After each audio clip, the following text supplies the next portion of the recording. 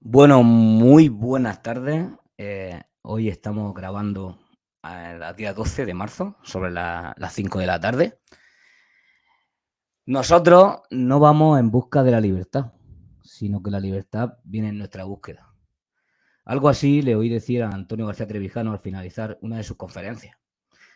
Definiciones de libertad hay tantas como autores, pero hoy quiero que conozcan a alguien que nos hablará de una de esas libertades, la libertad política, en este caso colectiva. ¿Cuántas veces, querido oyente, te habrás preguntado si los jueces en este país son autónomos, si la justicia es igual para todos, o cómo es posible que con tanta corrupción tan pocos políticos entren en la cárcel? ¿Por qué hay tantos errores en la instrucción de los casos o prescriben tantos delitos? ¿Por qué apartan a jueces de ciertos casos? ¿Por qué un político puede hacer todo lo contrario a lo prometido y no hay consecuencias? Estas preguntas son inevitables en una mente que busca la verdad, en alguien que mira hacia el frente y no obnubilado ante la mini pantalla que tanto dirige nuestras vidas. Hoy quiero que hagan un esfuerzo por huir de secos ideológicos, que os quitéis las gafas de vuestra realidad y con los pies desnudos adentréis en una playa que no busca gustar, ser cómoda o darse sombra con una palmera de un paraíso, sino que se abre para todo el que quiera nutrirse de su esencia, la esencia de la verdad, esa que tanto incomoda. Hoy tengo el enorme privilegio de tener a Pedro Manuel González, un humilde artesano del derecho, como él mismo se define. Ha escrito el libro titulado La justicia en el estado de partido. También es asesor jurídico y militante de la asociación MCRC. Esto es Movimiento de Ciudadanos hacia la República Constitucional, fundada por Antonio García Trevijano Fuerte en 2016, de la cual os dejaré en la descripción del vídeo varios enlaces por si os interesa y bueno, todo, incluso lo del libro, que ahora me lo comentará Pedro. Todos los enlaces del MCRC y de él los dejaré en la descripción del vídeo, para que siempre lo digo al principio que no se me olvide. Buenas tardes, Pedro. ¿Qué tal? ¿Qué tal? Encantado de estar contigo, Moisés. Pues te quería preguntar, ¿dónde se pueden comprar el libro? Bueno, pues los libros, aparte de en las librerías que han tenido a bien aceptar su venta como tal, en la tienda que tiene el MCRC, la editorial, Diario RC, si nos metemos en la página diariorc.com, pues ahí hay una sección que es tienda y están pues todos los libros de Trevijano, sí.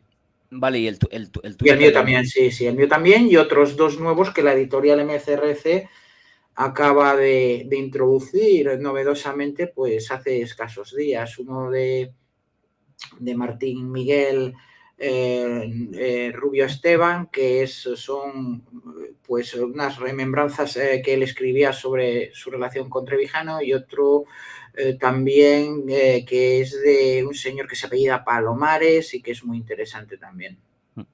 Vale, vale, perfecto. Que estaba buscándolo para Sí. pedírmelo y no sabía exactamente Sí, dónde era. sí, sí, sí. En Vale, la vale, tienda del Diario Español de la República Constitucional, ahí vale. pues es la manera más directa de comprarlos online. También, como digo, pues el tema de la distribución no es algo sencillo, es bastante complicado. Eh, y bueno, pues en cualquier caso sí que hay librerías que han aceptado vender los libros y bueno, yo por ejemplo en la última presentación de mi libro que hice en Pamplona, pues en aquella librería que se llamaba Catacrack, ahí los vendían también. Y sé que también por ahí, por cerca de donde estás tú, en Murcia, hay varias librerías igualmente que los compañeros del MCRC han conseguido pues que sean comercializados por allí. Vale, vale, de acuerdo. Que iba a pedírmelo y no sabía exactamente dónde podía, así que perfecto. Bueno, pues quería preguntarte primeramente, Pedro, ¿de dónde nace, ¿no? tu inclinación hacia estudiar Derecho? Bueno, Cómo empieza tu andadura? pues mi andadura con el derecho, dices, en Sí, principio. sí, Bueno, pues, sí, sí, sí, claro. supongo Si con el puedes, derecho. Lo mío con el derecho es algo vocacional, ¿no? Y siempre, la verdad, que he sentido una inclinación hacia las ciencias sociales y en cuanto el derecho me parece lo más completo para entender la conducta y el comportamiento humano en sociedad, ¿no? Te da una perspectiva y una explicación de las cosas pues bastante más amplia que otras disciplinas de las llamadas ciencias sociales, ¿no? Eh, quien piense que estudiar Derecho es estudiar de memoria está muy equivocado. Es todo lo contrario, es estudiar sistemas, organizaciones. Yo creo que no me he aprendido un artículo de memoria en mi vida, por ejemplo. Eso no digo el que quiera opositar y esas cosas después, pues ya digo, eso es otra cosa, pero para el ejercicio profesional del derecho, de la abogacía, que es lo que yo he venido dedicándome en exclusiva, de hecho, y además encuadrado como estoy en la mutua del Colegio de Abogados, la mutualidad del Colegio de Abogados, yo ahora mismo me cojo una vida laboral y tengo 0 días cotizados en cualquier régimen de la Seguridad Social después de 25 años de ejercicio profesional, con Madre lo mía. cual ya me pilla esto un poco mayor para cambiar de palo, ¿no? Madre mía. ¿Tienes tu propio bufete? Sí. Vale, si quieres incluso también el mismo bufete también me deja un enlace y también lo pondré. Bueno, no hay problema. Yo ya digo, afortunadamente, quiero decir, yo creo que es una de las cosas, ¿no?, que siempre me he preocupado por ello. En mi proyección personal, buscarla en lo profesional, que pues, después de 25 años algunos pleitos he ganado y no me ha ido mal del todo, pero yo cuando estoy en la labor de la libertad, en la acción por la libertad, eso queda atrás, ¿no? Y no busco ningún reconocimiento, ninguna recompensa económica ni personal por esto. Lo hago en realidad tampoco por una cuestión, digamos, generosa, sino al revés, por mi máximo egoísmo, Egoísmo, porque totalmente. si entiendo que no, la libertad no es de todos, no puede ser de nadie. Entonces, no puede hablarse de libertades individuales sin libertad colectiva, de verdad. Hombre, puede hablarse y las hay, ¿no? Pero otorgadas siempre, de tal manera que yo, si estoy en la cuestión de las ideas y en la acción política, sí que efectivamente es por una cuestión también personal, pero que trasciende pues de una proyección económica o personal, sino, por lo digo, por puro egoísmo y porque persigo la libertad de todos, porque sin ella yo tampoco puedo ser libre. Claro, al final si uno mismo es libre, los demás lo son, ¿no? Exactamente. Esa misma frase se la digo yo, la he dicho yo en algún debate y se han quedado un poco... Claro, no, es al revés, Lo mismo, ¿no? es concretamente... Sí, sí, sí, sí. Yo hago acción política y lucho por mí antes que por nadie, o sea, de Sí, manera claro, egoísta. yo creo que Robinson Crusoe no podía decir que era libre, ¿no? Por ejemplo. O sea, la libertad de los demás es presupuesto para la libertad de uno propio. No puede existir la libertad propia si no existe la libertad de los demás, por lo menos en el orden político, y si no son concedidas, como es en el caso de las libertades individuales que tenemos hoy. Pedro, una vez que acabó la carrera, no sé por qué año sería más o menos, porque tampoco sé su edad, pero Pues mis edad tengo 51 años, no me duele prenda decirlo, y acabé la carrera en los 5 años correspondientes, o sea que pongamos que sería con 23. sobre en los 90, ¿no? El de la mili correspondiente que me tocó hacer, ponemos otro más. Entonces, pues ya digo, a partir de ahí, pues ya ha sido todo un seguido, vamos. Desde que terminó la carrera hasta que conoce la idea de la libertad política, cuánto tiempo pasó? En realidad ya conocía la idea ¿Lo de la conocías libertad. ya? Sí, yo tuve la suerte de conocer a Antonio García Trevijano con anterioridad a la finalización de mis estudios en Derecho. Anda. Vale.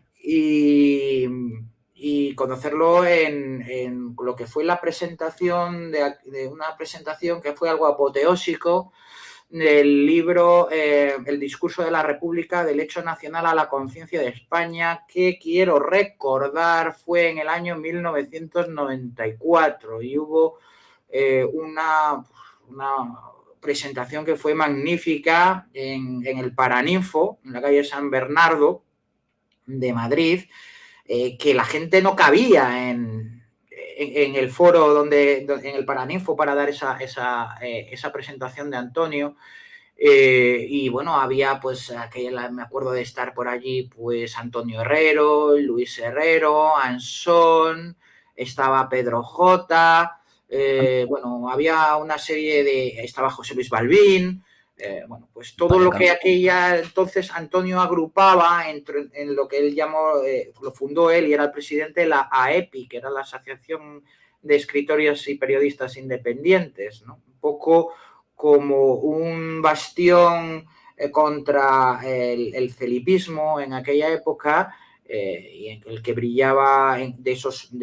Acuérdate que, bueno, tú eres muy joven, no te acordarás, pero todo estaba dominado por el polanquismo rampante de aquella época.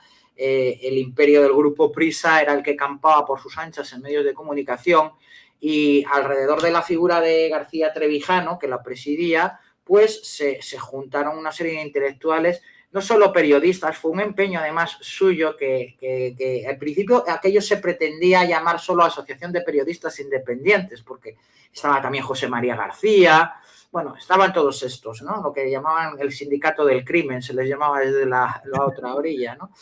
Y Antonio dijo que él sí que participaría y encabezaría ello, pero había que meter la palabra escritores y periodistas independientes. Creo que también estaba Umbral, de hecho, entró, y creo que pues algún catedrático, como podía ser de la Facultad de Derecho Jorge de Esteban, que luego estuvo en el Consejo Editorial del Mundo, pues también estaba allí metido en la asociación esta, la AEPI. Fue un hito fundamental. Y yo ahí es cuando empiezo a conocer la obra de Antonio García Trevijano, y luego tengo la suerte de conocerlo personalmente también. Qué bien, qué bien. Eso no sabía que lo conocías sí. Sí, sí. ¿Cómo lo conoces? ¿Cómo fue? Bueno, pues yo ahí le conozco, en aquella ocasión le conozco, y le saludo y hablo con él, pero no trabo una amistad de verdad como trabaría luego con él, y una colaboración tanto personal, en lo político, como profesional también. Porque en los 90 ya se hacían los programas de La Clave, ¿no? De José Luis Baldín. Sí, y entonces yo creo que recordar que sí. Que yo, colaboré luego con él también profesionalmente, pero personalmente y políticamente empiezo incluso a colaborar antes que profesionalmente con él. Yo tenía un cargo en el Ateneo de Madrid, estaba creo que era secretario segundo o algo así de la sección de Ciencias Jurídicas y Políticas del Ateneo. A la vez era miembro de una asociación que era el Club Republicano Tercera República Española, que teníamos bastante peso por aquel entonces en el propio Ateneo de Madrid. Y bueno, pues decidimos contactar a través, me acuerdo, del bueno de Eduardo Archaga, que fue presidente de un partido político que era Acción Republicana Democrática Española, ARDE. Por aquel entonces yo era amigo personal de Antonio. Yo me puse en contacto con él para organizar una serie de actos en el Ateneo. A partir de ahí yo contacto con él.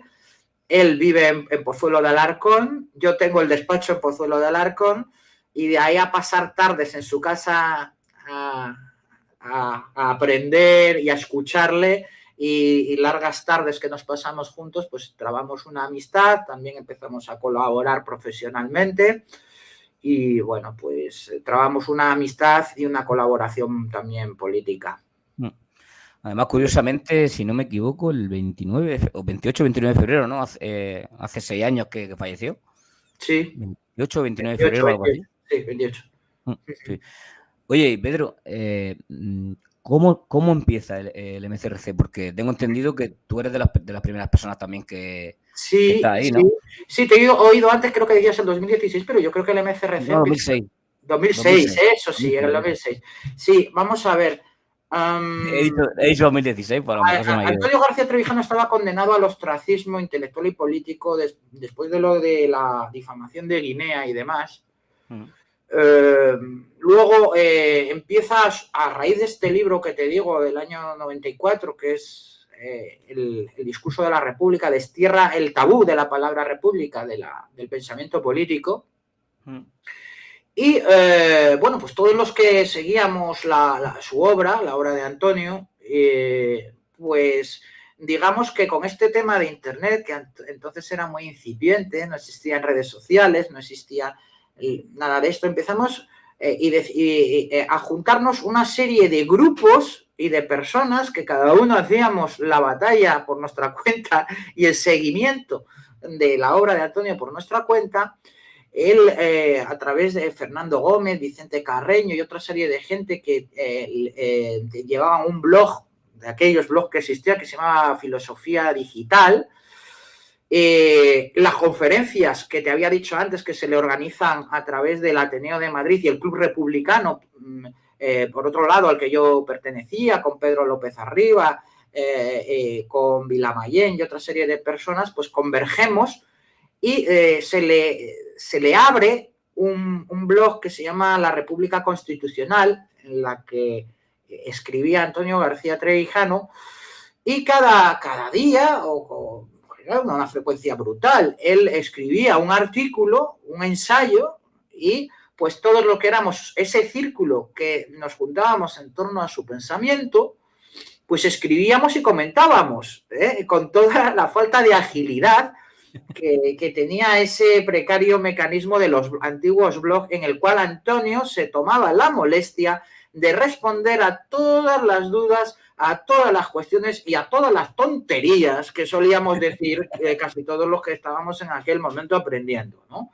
Entonces, a partir de ahí, lo mejor, una de las cosas muy buenas que tuvo eso, es que empezamos a conocernos una serie de personas, una serie de grupos que seguíamos el pensamiento de Antonio García Trevijano. Y es a través precisamente de una de las conferencias del Ateneo que da García Trevijano, como digo, catalizando todas esas sinergias del Club de Filosofía, del Club Republicano, de Filosofía Digital y demás, que él se marca dos objetivos para un año, que es abrir un diario, el Diario Español de la República Constitucional, que todavía sigue publicando, diario rc.com. Sí, ahí publicas tus artículos, ¿no? Sí, sí. Y después fundar un movimiento de los ciudadanos hacia la República Constitucional como instrumento para la acción.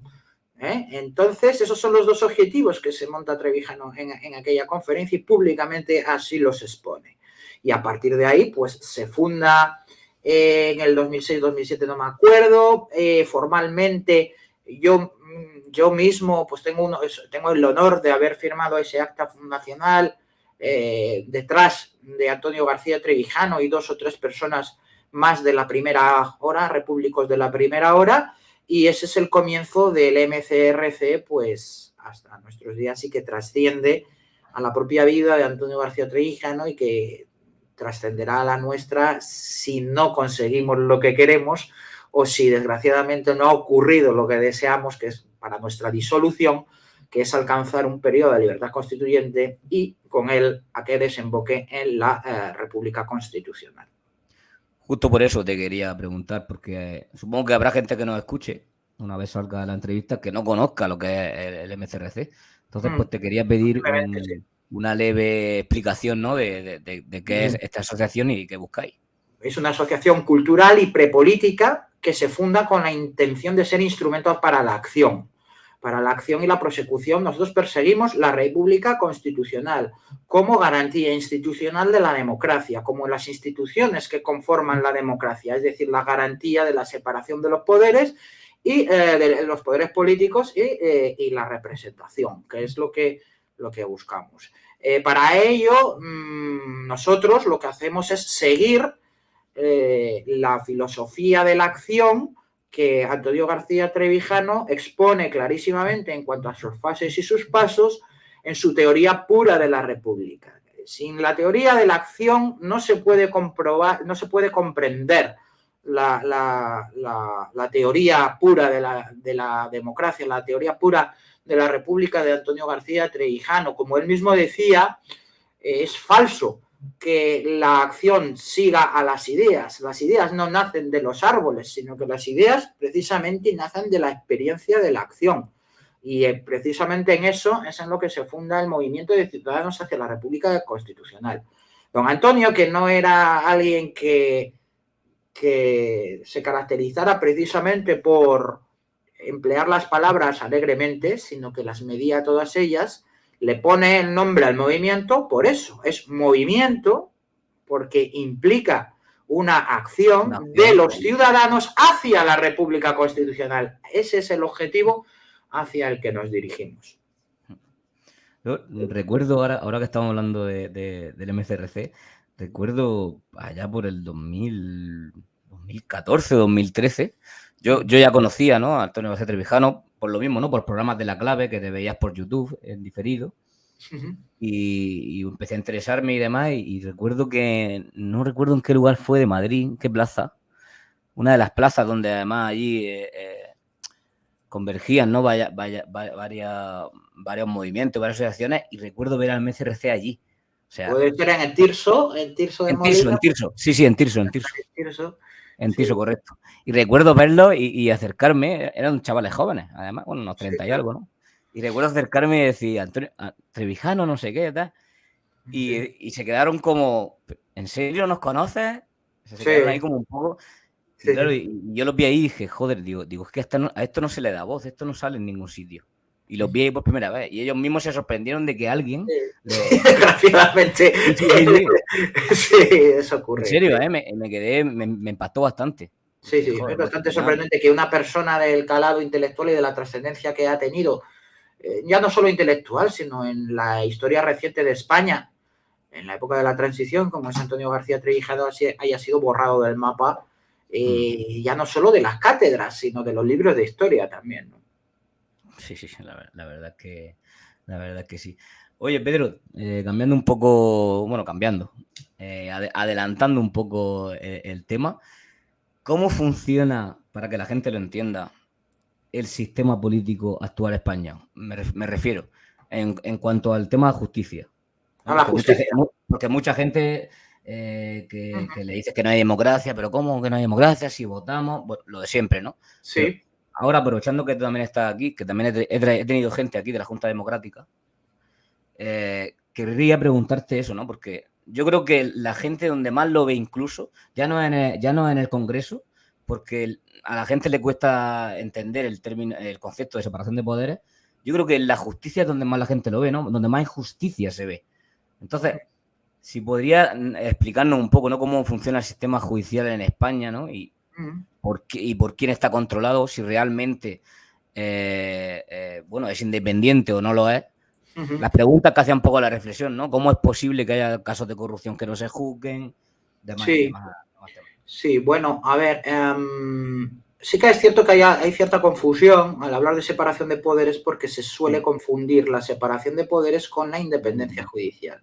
Correcto. Separación de poderes hace referencia a los poderes políticos del Estado y de la nación, legislativo y ejecutivo, mientras que el judicial en realidad no es un poder, es una facultad estatal, pertenece al Estado, está clarísimo. Pero lo que tiene que ser es no un poder, sino ser independiente, garantizar su independencia. De hecho, Montesquieu decía que era prácticamente nulo, ¿no? Es que nulo, es un poder prácticamente nulo. Pero lo que tiene que ser es independiente para su funcionamiento. En realidad es la piedra de toque en la que debe bascular el control de los poderes políticos. Sin una justicia independiente, pues tampoco puede existir democracia, evidentemente. Y si a eso es a lo que nos estamos refiriendo y centrando ahora mismo, pues evidentemente no se puede hablar de una justicia independiente en España. Otra cosa es que haya cierta independencia de jueces y magistrados a la hora de poner sentencias, sobre todo cuanto más abajo estamos en el escalafón judicial. Un juez de instrucción, un juez de lo penal, un juez de primera instancia, efectivamente puede llegar a ser libre para poner sus sentencias en la soledad de su despacho, ¿no? Pero todo eso, en cuanto empiezas si ese juez no se quiere quedar estancado en un juzgado de primera instancia de cualquier pueblo perdido de Dios, o incluso de la capital, si lo que quiere es prosperar en el escalafón, necesariamente se tiene que someter al dictado del mando de los partidos políticos, que a partir de audiencias provinciales hacia arriba existen en todos los órganos colegiados, ¿no? Es por el propio sistema que tenemos de organización de la vía judicial, con un Consejo General del Poder Judicial ya solo designado por los partidos políticos, que son los que dicen qué jueces suben y qué jueces no suben en el escalafón, y los que premian o castigan la actuación de los jueces dependiendo de su adscripción ideológica. A tal punto es así que los jueces deben identificarse obligatoriamente por su propio estatuto profesional a qué asociación judicial pertenecen, si pertenecen a alguna.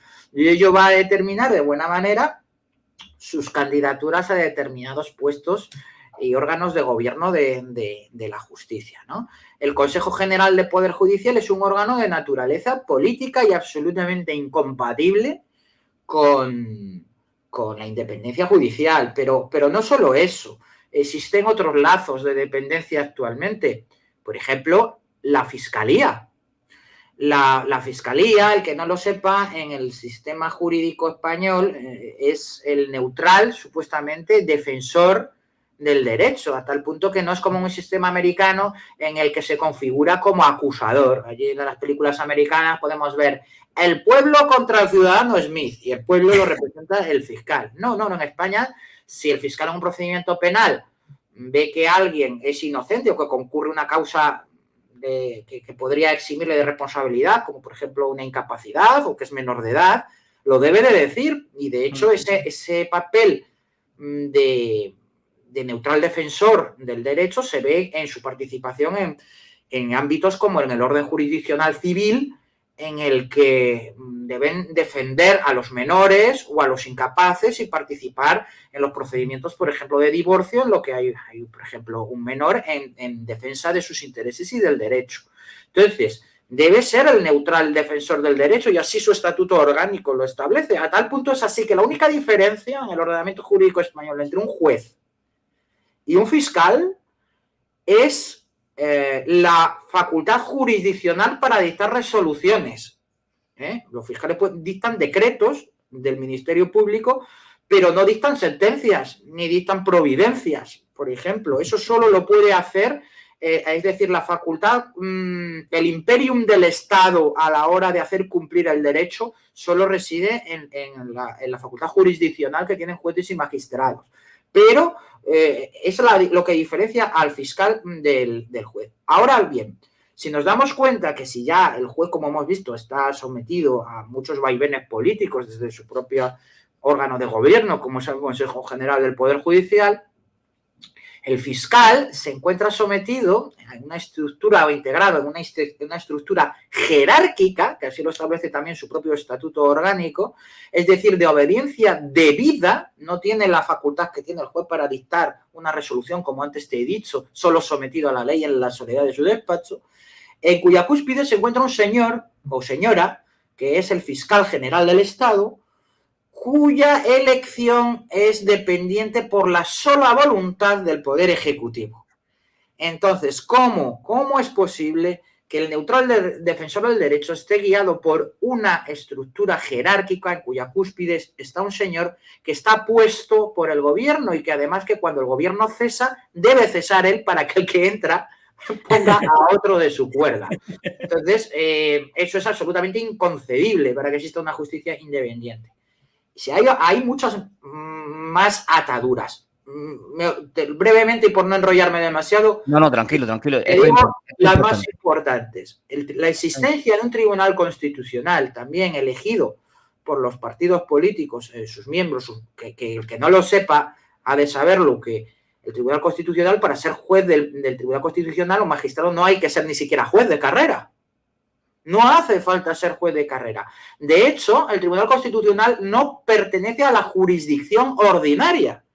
Está fuera de la jurisdicción ordinaria. Es un filtro puesto por la clase política para garantizar el control absoluto de la vida judicial y de las normas y de los actos administrativos asimismo. Una justicia independiente precisaría que cualquier juez de instancia, por muy modesto que sea, incluso, fíjate lo que le digo, un juez de paz, tuviera la facultad para declarar la inconstitucionalidad de normas y actos administrativos también. Otra cosa es que por el sistema devolutivo de recursos, la constitucionalidad o no, finalmente se decantara en una sala especial de lo constitucional dentro de la jurisdicción ordinaria, es decir, en el Tribunal Supremo. Pero la existencia de un tribunal constitucional fuera nombrado por la clase política e integrado por miembros designados por esa misma clase política, rompen un principio elemental para la independencia judicial, que es el de unidad de la jurisdicción. La unidad de jurisdicción dice o supone, no hace tanto referencia a lo territorial, como a que la misma facultad jurisdiccional reside en el más alto magistrado del Tribunal Supremo que en el más humilde juez de paz. Una vez que la sentencia de un juez de paz es firme, tan ejecutable por la fuerza es como una sentencia del Tribunal Supremo. No porque la haya dictado el Tribunal Supremo tiene más fuerza. No. Tiene una fuerza jerárquica en la organización judicial, pero sus sentencias, una vez firmes, son igual de ejecutivas, no más, que las de un juzgado de primera instancia, ¿vale? Eso también impide la existencia de una justicia independiente. Hay otros elementos también importantes, como por ejemplo la inexistencia de una verdadera policía judicial en la jurisdicción penal. Todo el mundo hemos oído hablar de la policía judicial, pero ¿qué son la policía judicial en realidad? La policía judicial son unidades de la policía del Ministerio del Interior, Poder Ejecutivo, que se adscriben al servicio de determinados órganos judiciales. Pero, ¿quiénes nombran sus mandos? ¿Quiénes los retribuyen? Pues el propio Ministerio del Interior. No existe existe una atribución funcional de competencias, pero no una organización de la justicia. Lo suyo es que esa policía judicial fuera retribuida y organizada por el propio órgano rector de la justicia, para que dependiera solo y exclusivamente de jueces y magistrados. Y no ocurriera, porque los que dicen, no, pero eso ¿qué importancia tiene? Bueno, pues me voy a referir a casos tan famosos como el caso Faisán, de Grande Marlaska, en el que la propia policía de Interior da el chivatazo para abortar una operación judicial. Eso con una policía judicial auténtica sería absolutamente imposible. Pero fíjate si Marlaska lo aprendió en sus carnes propias, que luego lo aplicó con el coronel Pérez de los Cobos, también miembro de la Policía Judicial, mando de la Policía Judicial, al servicio en la investigación del 8M, de las manifestaciones del 8M de feministas, en que la juez Rodríguez Medel, una juez de instrucción de Plaza Castilla de Madrid, le encarga a su Policía Judicial, a través de Pérez de los Cobos, que haga un informe sobre si las autoridades, la delegación del gobierno, tenían ya los datos de la epidemia de aquel entonces, o cómo estaba la cosa, para saber si esa manifestación fue correctamente autorizada o no, y las responsabilidades. Lo que hizo Marlaska fue descolgar el teléfono, llamar a Pérez de los Cobos y decirle que le reportara el resultado de sus investigaciones. ¿Qué es lo que hizo? Dijo que naranja de la China, que él estaba en funciones de policía judicial. Y eso le costó la pérdida de confianza y su cese.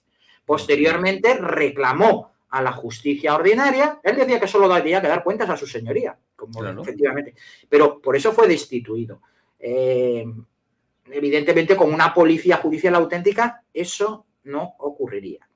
Y así a bote pronto, otro de los últimos obstáculos también que veo importantes, así a grandes rasgos, para la existencia de la independencia judicial, es la existencia de la corporación administrativa en abogados y procuradores en cuanto a su pertenencia obligatoria a colegios profesionales. Porque los colegios profesionales... Eso es terrible. Los colegios profesionales no son asociaciones. La ley los conceptúa con ese nombre que te acabo de decir. Corporación, son corporaciones de derecho público, corporación administrativa, ¿no? Son corporaciones administrativas de derecho público y, en definitiva, dependen de la administración. Si a mí el colegio de abogados me sanciona, claro, yo, después de agotar la vía administrativa, me tendría que ir a un contencioso administrativo para reclamar contra esto.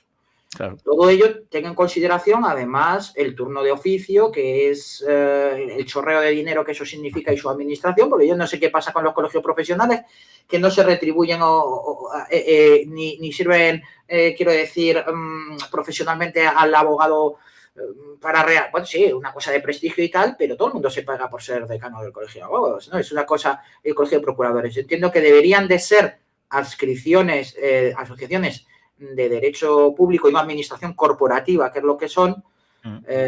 Y, por ejemplo, todo el tema de la justicia gratuita debería gestionarse desde los propios tribunales superiores de justicia en salas de gobierno, y que sean esas salas de gobierno de los tribunales superiores de justicia los que asimismo regulen el acceso a la profesión de abogado y el derecho sancionador sobre los propios abogados. Y yo creo que así, a bote pronto, seguro que se me olvidan muchas cosas, pero estos son los principales problemas para que veo que exista una independencia judicial en España, ¿no? Sí, supongo que, bueno, también aboga porque la alternativa, ¿no? Entonces, la gente preguntaría, vale, bien, Pedro, estoy de acuerdo con el diagnóstico. ¿Cuál es la alternativa para el sistema judicial?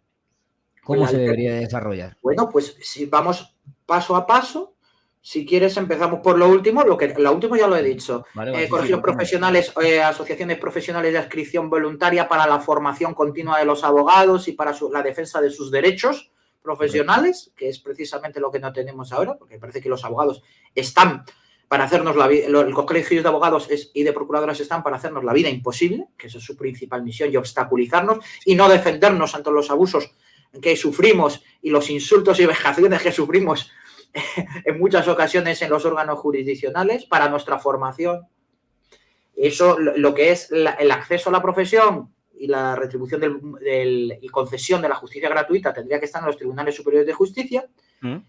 El Tribunal Constitucional, yendo de atrás adelante lo que hemos visto, debería desaparecer plenamente y también, como decía, de tal manera que la constitucionalidad de las normas y de las sentencias, de los actos administrativos, pudieran ser declarados en la instancia declarativa correspondiente, decantándose constitucionalidad o no a través de la vía de recurso hasta llegar al Tribunal Supremo en una sala especial de lo constitucional, una sala de lo constitucional, sería igual que la sala de lo civil, de lo penal, de lo contencioso administrativo, de lo militar, una sala de lo constitucional. La Fiscalía debería, ya no solo nominalmente como es ahora, sino efectivamente pasar a ser parte de la jurisdicción. ¿Cómo se consigue eso? Pues la misma oposición, que sea un puesto de destino y que dependa del órgano de gobierno de la justicia, no dependa del gobierno de un fiscal general del Estado elegido por el gobierno. La figura del fiscal general del Estado debe desaparecer para que los fiscales puedan autónomamente prestar sus servicios y realizar su función de neutral defensores del derecho, solo dependiendo del Ministerio de Justicia. Mira, una cosa... digamos que el órgano judicial debe ser independiente del órgano de gobierno de la justicia. Otra cosa que se me ha olvidado también antes, muy importante, el Ministerio de Justicia debe desaparecer. También. Y debe desaparecer junto con el Consejo General del Poder Judicial. Pero ¿cómo va a ser independiente la justicia si el Ministerio de Justicia es ejecutivo y pone el dinero? Y legislativo también. Eso es imposible. Ejecutivo y legislativo. Claro, eso debe desaparecer. El Ministerio de Justicia debe desaparecer y como debe desaparecer también el Consejo General del Poder Judicial, y sus funciones, sus atribuciones, debe asumirlas lo que García Trevijano denominaba Consejo de Justicia. El Consejo de Justicia es un órgano que trasciende del gobierno de lo judicial para ser un órgano de gobierno de la vida judicial, de la justicia.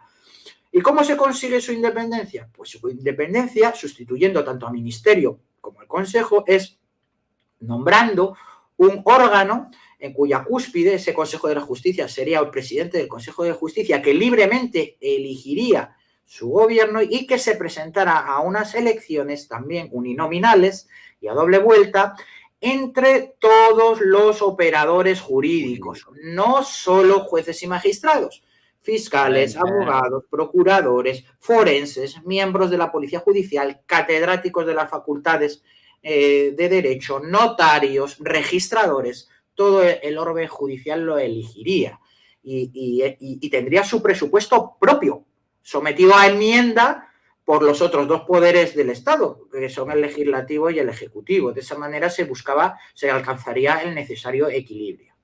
Y una cosa, Pedro, perdona que te interrumpa. No. Esta configuración de un órgano independiente, votado, digamos, por todos los operadores jurídicos y demás, ¿sería factible también sustituyendo otros ministerios del Estado? Como el de educación, por ejemplo. No. Sí, es que el tema no es tanto. Claro, no, yo me estoy yendo de. No, esto es como decir que vayan a votar quien te vaya a operar, ¿no? A un médico, pues no tiene demasiado sentido, eso no tiene sentido. El sentido de esa elección exclusiva por los poderes, porque hay mucha gente que dice, no, ¿y por qué no votamos todos? ¿No? O sea, igual que votamos para el legislativo y votamos para el ejecutivo, ¿por qué no vamos a votar para el judicial? Evidentemente porque, como hemos empezado diciendo, en primer lugar, el judicial no es un poder. Es una facultad del Estado. Lo que debe, la participación y la representación operan dentro de lo político, pero la justicia no es algo político, lo que tiene que ser es independiente. ¿Y qué ocurre? ¿Y por qué, por ejemplo, se puede decir, bueno, pero hay países, como por ejemplo los Estados Unidos, en que allí se vota al sheriff del pueblo, se vota al fiscal del distrito, se vota al juez? ¿Por qué? Eso allí sí y aquí no. Y aquí son los técnicos, por una razón muy sencilla. Porque nuestro derecho, las fuentes de nuestro derecho son totalmente diferentes en su creación que las fuentes del derecho del anglosajón. Nosotros nos regimos por un sistema de fuentes de un derecho principalmente codificado, en que el juez no crea la ley, la interpreta, que es cuestión distinta. Si cogemos el artículo 1 del Código Civil, nos dice que las fuentes del ordenamiento jurídico español son la ley, la costumbre y los principios generales del derecho. La jurisprudencia es hermenéutica, es interpretación, no es fuente creadora del derecho y entonces se debe aplicar. En Estados Unidos sí sería creadora, ¿no? Por eso tienen que ser los técnicos en un sistema positivo los que participan en la solución de los problemas también técnicos de esa hermenéutica y del funcionamiento de la justicia. Estados Unidos no.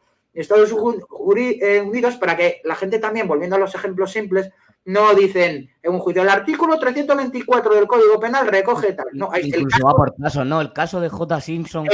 Claro, el precedente va creando la jurisprudencia y como es la propia sociedad, no los técnicos, ni los legisladores, que para eso también los votamos aquí, deberían ser votados aquí por distrito electoral, con representación verdadera, uninominal y no por listas de partido.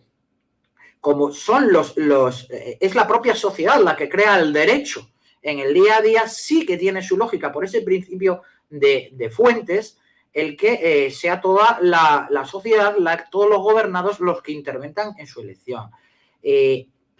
Esos sistemas jurídicos distintos lo que dan lugar son instituciones diferentes para garantizar la independencia judicial. Por ejemplo, allí la independencia judicial se garantiza principalmente a través de la inamovilidad.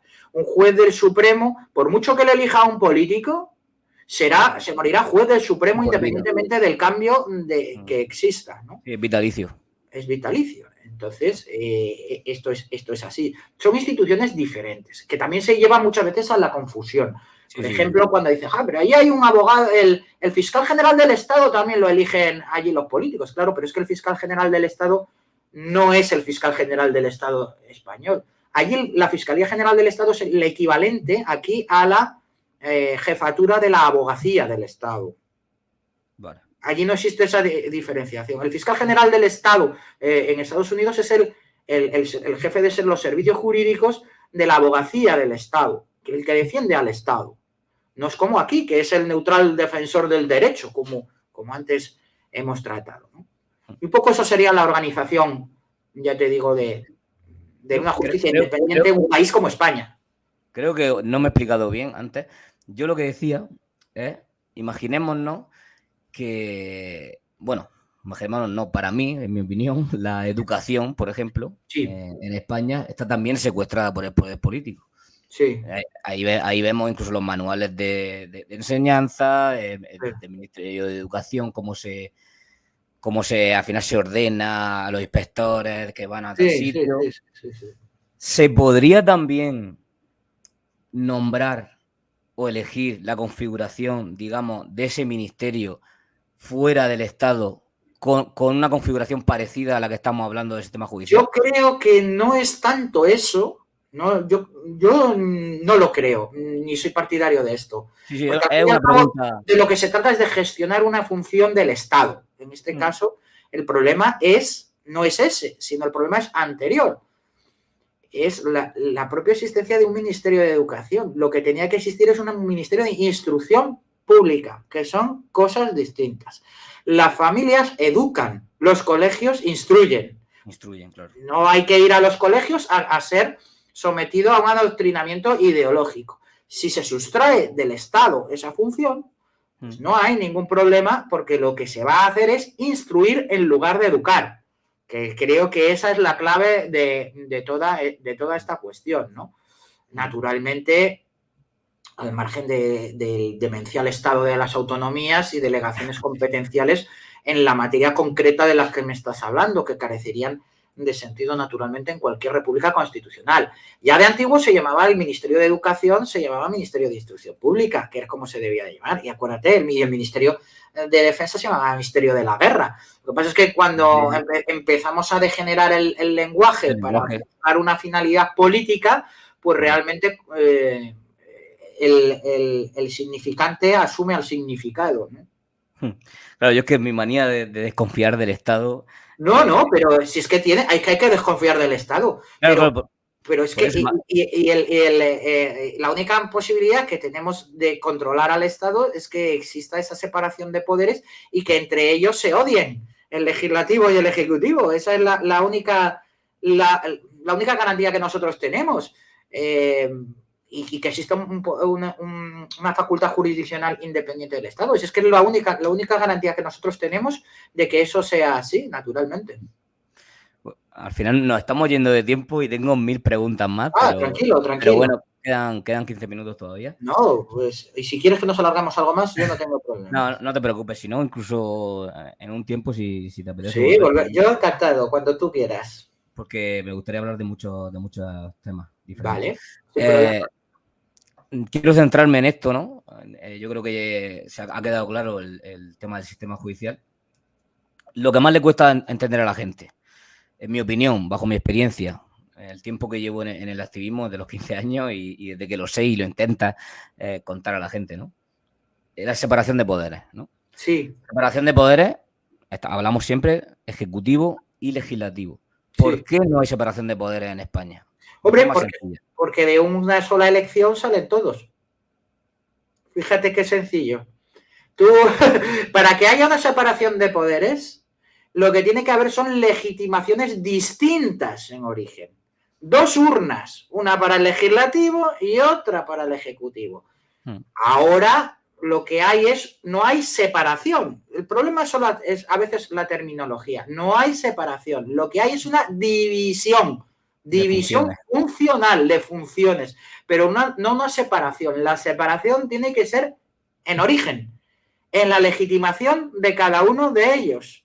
Es decir, se deben elegir por separado y no deben depender el uno del otro. Esa es la única manera que existe para que haya un equilibrio. Desde el mismo momento en que de una lista hecha por partidos que están en el Estado sale el legislativo elige al ejecutivo y entre ambos nombran al judicial, no puede existir el contrapeso de poderes necesarios. La separación de poderes es separación en origen. Es a lo que se refiere. Yo creo que es muy significativo, a quien no lo entiende, decirle que no hay separación de poderes ahora como no la había con Franco, porque la relación de poder que había con Franco y ahora en la que hay ahora es exactamente igual. O es que con Franco no había jueces que ponían sentencia, o es que con Franco no había un legislativo que eran los procuradores en Cortes, o es que no había ministros con Franco como Carrero. Pues claro, exactamente igual que ahora, pero todos ellos nacidos de la misma legitimidad. La de ellos, la del 18 de julio, y la de ahora, la continuación de la legitimidad del 18 de julio a través de la Constitución del año 78, en la que entran los partidos políticos que estaban fuera y querían coger el poder, traicionan todas las ansias democráticas del pueblo español para repartírselo con los que estaban. Y lo que consiguen es decir, vamos a ver, para que ninguno perdamos, ¿cómo podemos hacer? Pues inventan, no, aplican el sistema de las listas de los partidos, de tal manera que es independiente quien gane. Lo que van a conseguir es que entre todos ellos se van a repartir el Estado. Se van a repartir el legislativo, se van a repartir el ejecutivo y entre ellos van a nombrar al Poder Judicial. Yo lo que hago muchas veces, es para hacer un ejemplo más práctico, es cuando van a acudir a votar, ¿no? Y les pregunto, ¿a quién vas a votar? Claro. ¿Conoces a alguien de la papeleta que tú coges, que hay una Claro. lista de 20 y tantas personas, no sé cuántas son exactamente? ¿Las conoces? ¿Sabes quién son? No, yo es que, yo qué sé, yo es que voto a Rajoy o voto a Zapatero. Ahí no está, voto. excepto que sea en Madrid, donde votes. Claro. Digo, a Zapatero en Cartagena, en Murcia. No, excepto que votes en Madrid. Digo, tú estás votando la papeleta a todas esas personas que hay ahí, que no las has puesto tú. Y ahí es cuando se quedan un poco pensando y dicen, ya, bueno, pero esto se supone que van a votar ya Zapatero. Claro, ya, pero sí, ahí sí sabes que a lo que tú vas a votar va hacia el Ejecutivo. O sea, que del Legislativo sale el Ejecutivo. Exactamente. Al final entran a razón y lo saben, pero lo ven como algo normal. Sí, eso es lo malo, que se ve como algo normal. Es como la comunidad. A la hora de que tengas un problema que afecte particularmente a tu demarcación territorial, por ejemplo, y tengas que acudir a cuál es el diputado que te representa en ese caso. ¿Quién es ese? No sabes ni quién es. No sabes ni quién es, porque no te representa, únicamente representa al jefe de partido. Es como la gente que dice, no, yo voto a Ayuso. No, tú votas al Partido Popular. Exactamente. Porque ¿qué pasó con Cifuentes, por ejemplo? ¿O qué pasa ahora con Paje, por ejemplo? Claro. En la amnistía.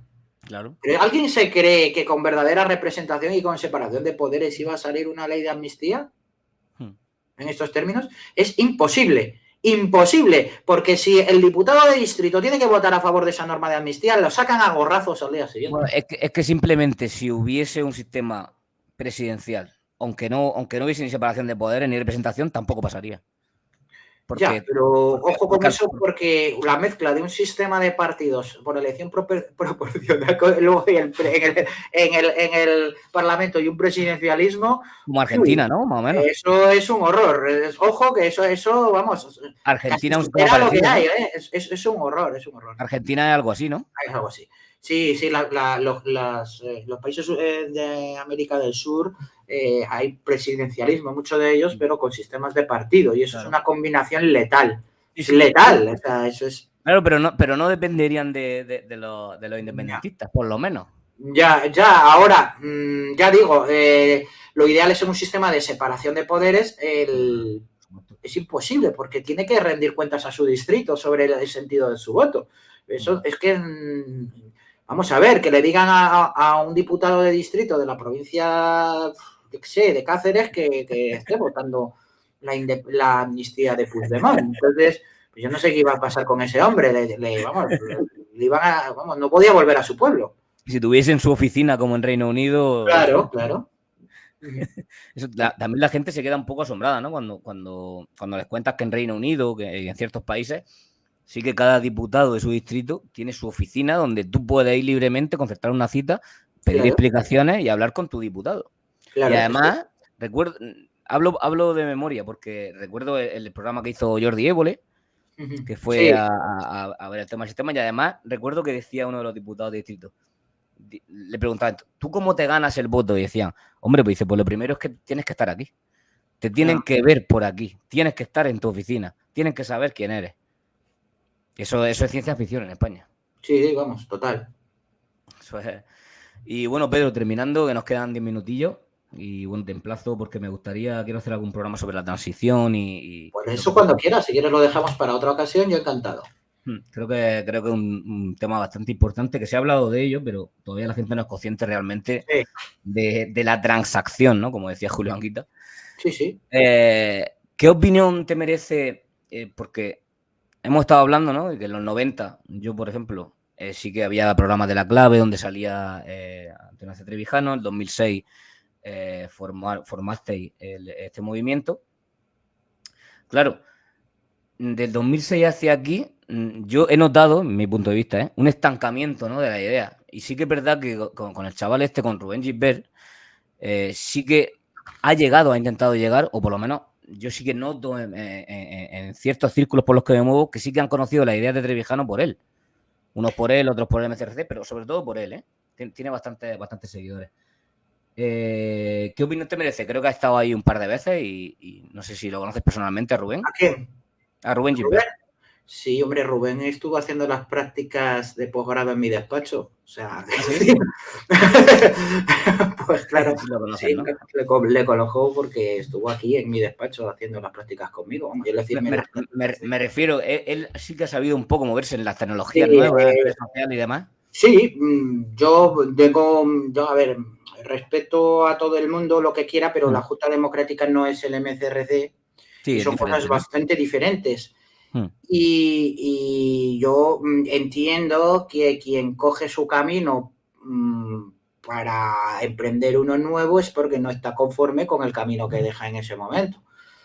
Y yo entiendo igualmente que a veces la transmisión de las ideas o, digamos, el seccionamiento de la teoría de la acción de García Trevijano y no saber los pasos que hay que seguir o, digamos, intentar coger atajos, por ejemplo, pues son absolutamente perniciosos y lo que aparentemente puede ser un avance mucho más rápido, sin consolidación de las ideas de manera correcta y siguiendo las fases de la acción constituyente, pues puede ser bastante peligroso, ¿no? Entonces, yo respeto a las personas que estén en la Junta Democrática, respeto pues también, a ver, yo con Rubén no me separa ninguna diferencia personal, al revés, pues yo creo que somos amigos,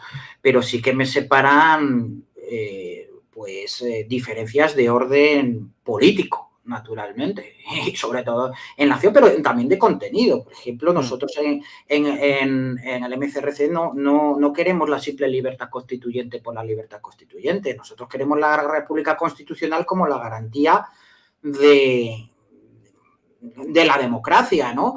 Es decir, y entendemos que sin la hegemonía política conseguida suficientemente puede ser incluso muy peligroso según qué cosas, ¿no? O sea, según qué cosas y abrir esa libertad. ¿A qué te refieres con hegemonía política? La hegemonía política y cultural. El hecho de que cuando se inicia el proceso de libertad constituyente, tiene que haberse conquistado esa hegemonía cultural o política para asegurar que va a acabar. De acuerdo. En la libertad política, que no se va a utilizar para otra cosa, ¿no? Entonces, quiero decirte, yo si quiero la libertad constituyente es para llegar a la democracia. O sea, lo tengo más claro que el agua. Igual que tengo más claro que el agua que lo que quiero es la República Constitucional. Y ya está. Sí. O sea, en el MCRC estamos por la República Constitucional. Y como te digo, el MCRC es el instrumento para la acción creado por García Trevijano para ello. Y que son respetuosos todas las opciones que se quieran, pero la opción que defiende García Trevijano y las ideas de García Trevijano, ahora mismo y a día de hoy, solo existe una asociación que las defiende y que las sigue, y es el Movimiento de los Ciudadanos hacia la República Constitucional. Esto es así. Y bueno, para ir terminando, que no quiero que pase de una hora y tampoco quería entrar en polémicas ninguna con nada. No, yo tampoco creo que... No, claro. Pero ahora, tú me preguntas y yo te digo la verdad. Sí, no, pero que simplemente era eso. Te agradezco la aclaración porque mucha gente sí que no sabe la diferencia, ¿no? Que hay entre la Junta Democrática no es lo mismo que el MCRC. También no está es lo bien. Mismo que el MCRC. También está bien aclararlo. Para nada. También está bien aclararlo. Uy, se me ha olvidado lo que te iba a decir. No preguntando eso. Sí, bueno, vale. Me acuerdo. ¿Qué acciones, qué futuro previo a esa República Constitucional creéis que se deben ir llevando a cabo a partir de ahora? Vale, bueno. Ya con eso terminamos. También tomando lo que tú decías antes. Claro, es que tú eres muy joven, pero desde que empezamos con esto en el año 2006-2007 hasta ahora, vaya que se ha avanzado. Quiero decir, las ideas, tampoco miremos los 2 últimos años o 3 últimos años porque sería muy injusto. Eso sería muy injusto. A ver, desde el 2006 hasta el fallecimiento de don Antonio García Trevijano y con posterioridad hasta los años que llevamos, si no es por el MCRC, nadie se estaría hablando ni siquiera de lo que es la separación de poderes, la independencia judicial. Bueno, bien está que otros quieran coger esto y lo asuman. Ojo, cuidado con lo que te digo, con el contenido de lo que se está transmitiendo y que esto sea así, ¿no? Pero lo primero que hay que hacer es el tema de la acción, seguir las fases de la acción constituyente, que la teoría de la acción que nos dejó don Antonio no la dejó por casualidad. Muchas veces la precipitación, él sabía perfectamente que no iba a llegar al final de sus días viendo la libertad política. Ojalá fuera así y ojalá nosotros la veamos. Pero si no, da igual, ¿qué más da? Si lo estamos haciendo, porque es lo que tenemos que hacer, ¿no?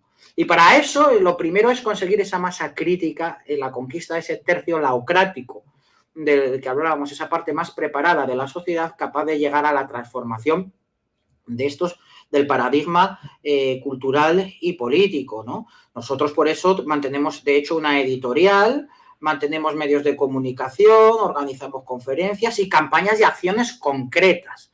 Lo que no estamos de acuerdo, por ejemplo, es en el activismo. El activismo se diferencia de la acción por su utilidad y eficacia. Lo decía Antonio, es como si el águila, con todo su potencial que reside de gran depredador, rapaz volador, pretendiera en el momento que está en el nido salir a manifestarse a los pies del árbol para pedir el triunfo de su especie. Sería comido, devorado a las primeras de cambio, aplastado. Nosotros entendemos que el activismo por el activismo, para la satisfacción onanista, porque no tiene otro nombre, del orgullo y la tranquilidad personal, decir, he salido a la calle, eso es pernicioso e inútil. Lo que hay que hacer es pasos firmes en aras a la conquista de la hegemonía cultural y, por supuesto, realizando acciones. Eso no significa la parálisis de la acción. Por ejemplo, nosotros hemos sido los primeros y los que hemos proporcionado las campañas, por ejemplo, de la ayuda a la objeción de conciencia, a la insumisión en mesas electorales, poniendo a disposición de todas las personas que se ven sometidas a ese trance de participar a una mesa electoral de los instrumentos jurídicos y les hemos defendido donde ha hecho falta, en las alegaciones correspondientes, en los juzgados y los tribunales. Eso es lo realmente, eso sí que son acciones útiles y eficaces y que tienen una proyección en la hegemonía cultural y política, ¿no? Entonces, estamos en eso. Eso es lo importante. Y, por supuesto, la abstención como elemento esencial para deslegitimar el régimen. Por supuesto que sí. No podemos estar a la simple reforma. Eso sería absolutamente pernicioso. No significa que a mí, por ejemplo, que hay un partido político y dice que quiere cambiar el sistema electoral por uno, pues ¿cómo voy a decir que me parece mal? Por ejemplo, lo que propone Milei ahora, ¿no? Que quiere acabar con la subvención a los partidos políticos públicos. Pero no con las donaciones, que eso es otro peligro. Claro, sin donaciones.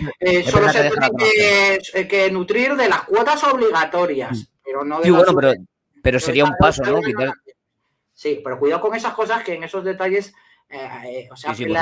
el veneno entra, el diablo decían los ingleses que entra por la letra pequeña. Por supuesto, las donaciones para mí son tan peligrosas y tan... Claro, sí. Como la subvención pública.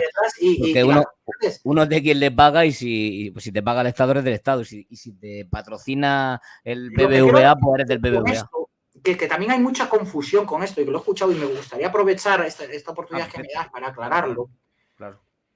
Es que una cosa es que los partidarios de la libertad política digamos que nos parece bien y apoyemos reivindicaciones parciales, lo que Antonio llamaba que eran nuestros zapadores, los que minaban los fundamentos de la partidocracia desde dentro.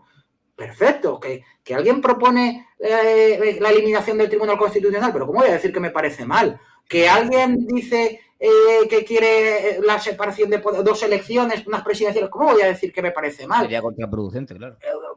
No, pero ojo, atención, que esto es muy importante. Lo que no puede ser un partidario de la libertad política es promotor de esa reforma parcial.